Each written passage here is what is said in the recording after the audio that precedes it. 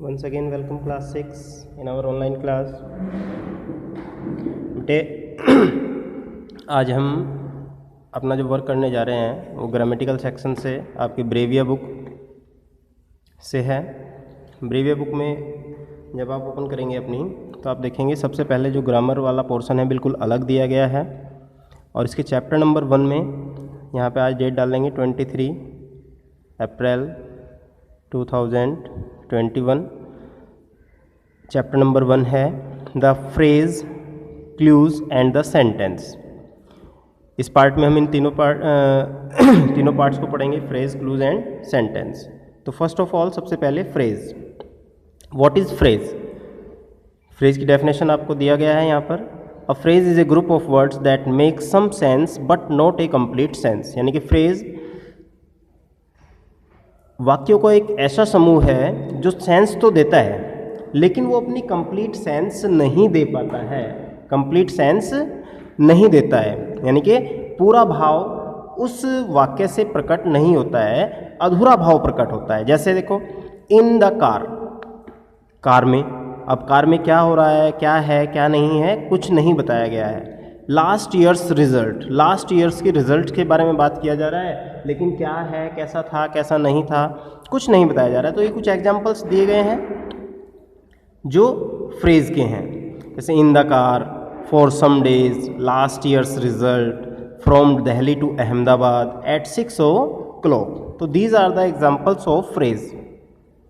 And a phrase can be changed into the sentence by adding another set of meaningful words, but it should have a verb also। इसने कहा है कि phrase जो होती है वो चेंज भी हो जाती है, फ्रेज को चेंज भी किया जा सकता है सेंटेंस में by adding another set of meaningful words। अगर उसमें कुछ और सेट मीनिंगफुल वर्ड्स के जोड़ दिए जाएँ तो उसको चेंज किया जा सकता है, लेकिन उसमें क्या होना चाहिए, वर्ब का होना बहुत ज़्यादा ज़रूरी है। जैसे the grand mother is waiting in the car, हमने इसमें सेंटेंस का पार्ट जोड़ दिया तो क्या हो गया, इन द कार में फ्रेज थी, इसमें एक मीनिंगफुल सेंस ऑफ सेंटेंस जोड़ा, the grand mother is waiting in the car, तो ये क्या बन गया, एक सेंटेंस बन गया full.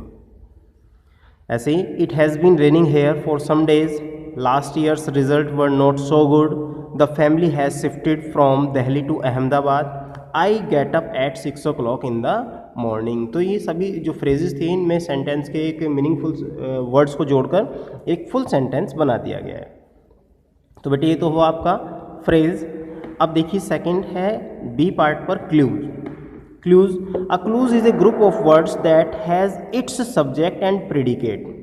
Clues group of words, शब्दों का एक ऐसा समूह होता है जिसके स्वयं के सब्जेक्ट्स भी होते हैं, जिसके अंदर सब्जेक्ट भी होता है और प्रेडिकेट भी होता है। सब्जेक्ट यानी कि कर्ता और प्रेडिकेट यानी कि विधेय, दोनों पार्ट्स इसमें होते हैं। But A clues is a part of a large sentence, एक बड़े सेंटेंस का ये हिस्सा होते हैं। And depends on the other part of the sentence, और ये भी दूसरे भाग पर डिपेंड करते हैं सेंटेंस के, to make a complete sense, अपने भाव को पूरा करने के लिए, यानी कि अपने अर्थ को पूरा करने के लिए वाक्य के दूसरे भाग पर डिपेंड करते हैं। ये स्वयं पर डिपेंड नहीं रहते हैं, यानी कि स्वयं ये भी अपना मीन्स क्लियर नहीं कर पाते हैं, लेकिन इसमें सब्जेक्ट और प्रेडिकेट होता है। और क्या बताया, एक बड़ा सेंटेंस होता है, बड़े सेंटेंस का ये हिस्सा होते हैं, और अपना मीन्स क्लियर करने के लिए ये भी सेंटेंस के दूसरे हिस्से पर निर्भर करते हैं। जैसे do not disturb me while I am reading a book. This sentence, देखो ये सेंटेंस जो है दो भागों में डिवाइड हुआ है, एक तो डू नॉट डिस्टर्ब मी और दूसरा while I am reading a book. तो जो डू नॉट डिस्टर्ब हुआ, do not disturb me complete sense दे रहा है, अपने आप में पूरा सेंस है, लेकिन जब तक ये दूसरे सेंटेंस को नहीं इसमें जोड़ा जाता है, while I am reading a book, यानी कि उस समय मुझे परेशान नहीं कर रहा है, तब तक ये अपनी मीन्स क्लियर नहीं कर रहा है। तो ये क्लूज है, ठीक है। अब इसकी बात करते हैं, इसमें दो क्लूज होती हैं। एक क्लूज को बोलते हैं प्रिंसिपल क्लूज, ये रहे प्रिंसिपल क्लूज, और दूसरी क्लूज को बोलते हैं मेन प्रिंसिपल क्लूज और subordinate clues.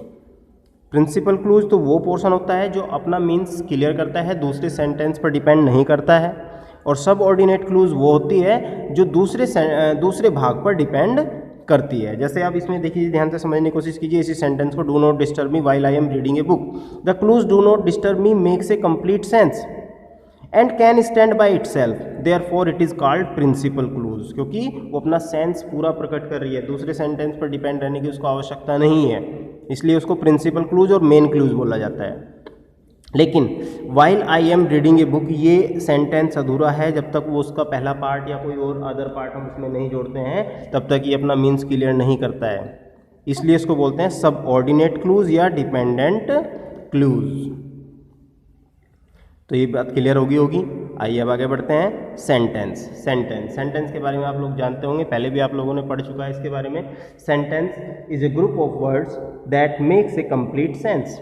Sentence is a group of words that makes a complete sense is called sentence. यानी कि कोई भी वाक्यों का, शब्दों का एक ऐसा समूह जो अपना पूर्ण भाव दे, जिससे पूरी सेंस आती हो, उसको क्या बोलते हैं? सेंटेंस बोलते हैं। जैसे the mother is cooking food, I have paid the bill, the principal will deliver a speech.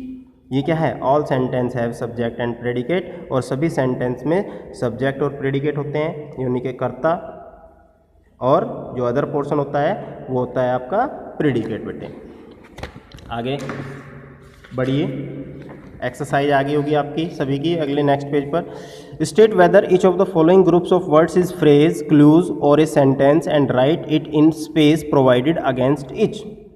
क्या करना है? देखिए हमें बताना है ये फ्रेज है, सेंटेंस है, क्लूज है। जैसे फर्स्ट है Arushi is an intelligent girl. Arushi is an intelligent girl, तो एक फुल सेंटेंस है, सब्जेक्ट भी है, प्रेडिकेट भी है, तो ये सेंटेंस हो गया। सेंटेंस लिखेंगे इसके सामने। From morning to evening, from morning to evening, ये अपना पूर्ण सेंस नहीं दे रहा है, पूर्ण भाव नहीं दे रहा है, मीन्स क्लियर नहीं है, तो ये फ्रेज है। When he entered the room, यहाँ पर सब्जेक्ट नहीं है, प्रेडिकेट नहीं है, तो ये क्लूज है। With the blessing of her parents, ये भी फ्रेज है। Ronaldo hit 7 goals in the match, ये पूरा सेंटेंस है, फुल सेंस है, सब्जेक्ट है और प्रेडिकेट भी इसमें है, तो ये सेंटेंस है। Somewhere in south Africa, senseful नहीं है, पूरा सेंस नहीं दे रहा है, तो फ्रेज है। That she will pass with flying colours, clause है, डिपेंडेंट है।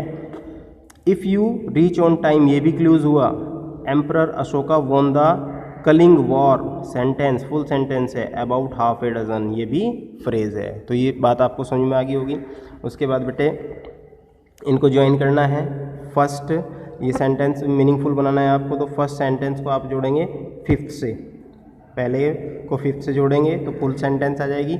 दूसरे को आप जोड़ेंगे 4 से तो फुल सेंस आ जाएगी। तीसरे को आप जोड़ेंगे 2 से तो फुल सेंस आ जाएगी।